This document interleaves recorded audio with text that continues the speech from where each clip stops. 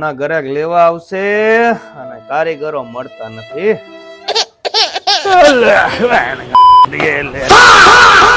બોલો ભાઈ, કોનું કામ એને દોડતા દોડતા કેમ આવ્યો દાદરામાંથી? અરે શેઠ, મારે બહુ કામની જરૂર છે, મને લેડીઝ કામ કરતા શીખવાડી દો ને પ્લીઝ.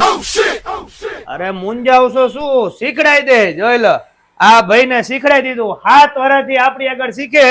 હાઈ ક્લાસ ઈને સમજો, પટ્ટી બટ્ટી વાળતા બધું આવડી ગયું ને. હા ભાઈ, ઈ તો નાનું મોટું રિપેરિંગ કરે. 7 વર્ષમાં તો કારીગર કરી દીધો એને 10% તો. 7 વર્ષે 10% કારીગર? એટલે મને આખું શીખતા કેટલા વર્ષ થશે?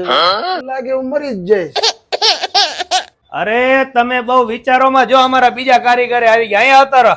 જો આ જીગાભાઈ છે, આમને મેં દરજી કામ કેટલા વર્ષમાં 10 વર્ષમાં શીખડાઈ દીધું ને. 10 વર્ષમાં પટ્ટીએ વાળતા શીખી ગયા અને દોરી કરતા શીખી ગયા. 15% કારીગર થઈ ગયા. ભાઈ માર નથી શીખું કામ હો. હું તો ભૂલથી કોમ્પ્લેક્સ માં આવી ગયો. હાલો હું તો જઉં છું. હાલો શેઠ, જાવો ન જોઈ, હું એને પકડી આવું.